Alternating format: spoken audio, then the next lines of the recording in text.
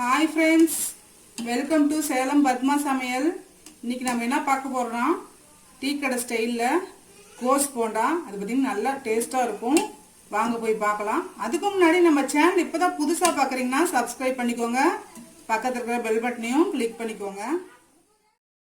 இப்போது அந்த போண்டா செய்யறதுக்கு தேவையான பொருள் பார்த்தீங்கன்னா 1/4 கிலோ அளவுக்கு முட்டைக்கோசு. இதுக்கு வெங்காயம் பார்த்தீங்கன்னா கம்மியாக இருந்தாலே போதும். நல்லா இந்த சைஸ் அளவுக்கு ஒரு வெங்காயம், 1/4 கிலோ அளவுக்கு கடலை மாவு, 3 டேபிள் ஸ்பூன் மைதா, 1 டீஸ்பூன் அளவுக்கு மிளகாய்த்தூள், 1 டீஸ்பூன் அளவுக்கு இது வந்து சேலம் கறி மசாலா. இது பார்த்தீங்கன்னா கொஞ்சம் நல்லா ஃப்ளேவர் நல்லாயிருக்கும். இதோட லிங்க் கூட கீழே டிஸ்கிரிப்ஷனில் கொடுக்குறோம். நீங்கள் அந்த மசாலா பொடி பண்ணிட்டீங்கன்னா எல்லாத்துக்குமே யூஸ் பண்ணிக்கலாம். 1/4 டீஸ்பூன் கம்மியாக மஞ்சள் பொடி. இந்த கறி மசாலா எதுக்கு போடுறோம்னா இந்த முட்டைக்கோசோட ஸ்மெல்லு ஒரு சிலருக்கு பிடிக்காது. அதனால இந்த மாதிரி நம்ம இந்த மசாலா பொடி போட்டு செய்யும்போது கொஞ்சம் நல்லாயிருக்கும். 1 பச்சை மிளகாய், சின்ன துண்டு இஞ்சி, கருவேப்பிலை, கொத்தமல்லி, 1/4 டீஸ்பூன் அளவுக்கு ஆப்பச்சோடா. இப்போது இந்த மாதிரி கேரட் துருவியில் இந்த மாதிரி பாருங்கள், இந்த வாழைக்காலாம் சீவு இல்லைங்களா, அதில் வந்து நம்ம இந்த கோஸை வந்து இந்த மாதிரி துருவிட்டோம்னா நல்லா சன்னமாக கிடைக்கும்.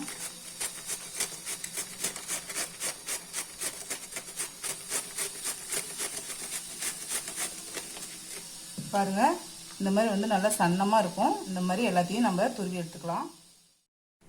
இப்போ பாருங்கள், முட்டைக்கோஸ் வந்து பாருங்கள் எல்லாம் இந்த மாதிரி சீவியாச்சு. அதே மாதிரி பெரிய வெங்காயமும் நான் நைஸாக கட் பண்ணிட்டேன். இதையும் போட்டுக்கலாம் அந்த பவுலில். இப்போ இதில் 1 டீஸ்பூன் அளவுக்கு உப்பு போட்டுக்கலாம். உப்பு போட்டுட்டு நல்லா பெசரி விட்டுக்கலாம்.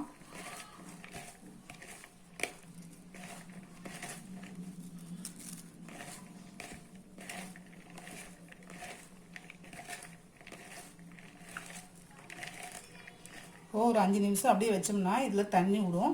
அதுக்கப்புறம் நம்ம ஸ்டார்ட் பண்ணிக்கலாம். இப்போ பாருங்கள் 5 நிமிஷம் ஆயிடுச்சு. இப்போது இதில் இந்த பச்சை மிளகாய், கருவேப்பிலை, கொத்தமல்லி எல்லாம் போட்டுடலாம். அதுக்கப்புறம் இந்த மிளகாய் பொடி, கறி மசாலா, மஞ்சள் பொடி போட்டுடலாம். கலந்து விட்டுக்கலாம்.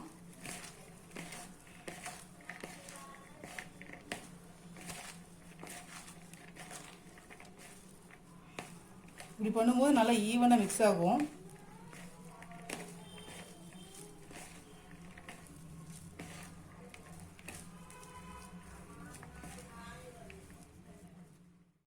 இப்போ இதில் கடலை மாவு போட்டுக்கலாம். கொஞ்சம் கொஞ்சமாக போட்டுக்கலாம். மைதா மாவு போட்டுடலாம். சோடா மாவு, கடலை மாவு கொஞ்சம் கொஞ்சமாக போட்டு பெசரி விட்டுக்கலாம்.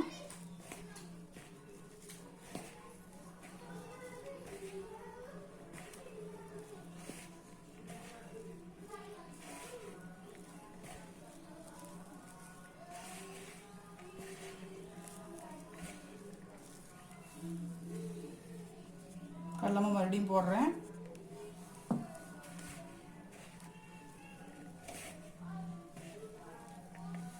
இப்போ தண்ணி தெளிச்சுக்கலாம்.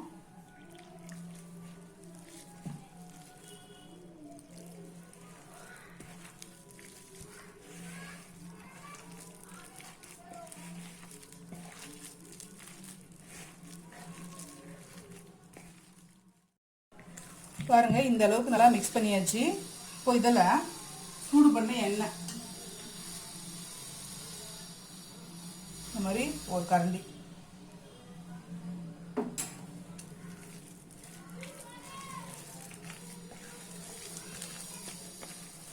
நல்லா கலந்து விட்டு போண்டா போட்டுக்கலாம்.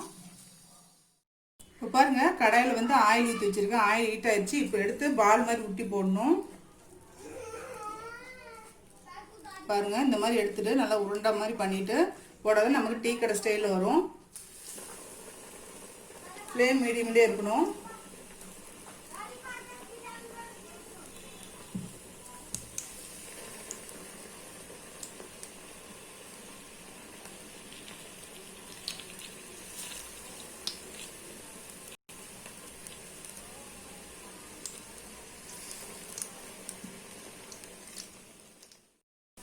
இப்போ திருப்பி விட்டுக்கலாம்.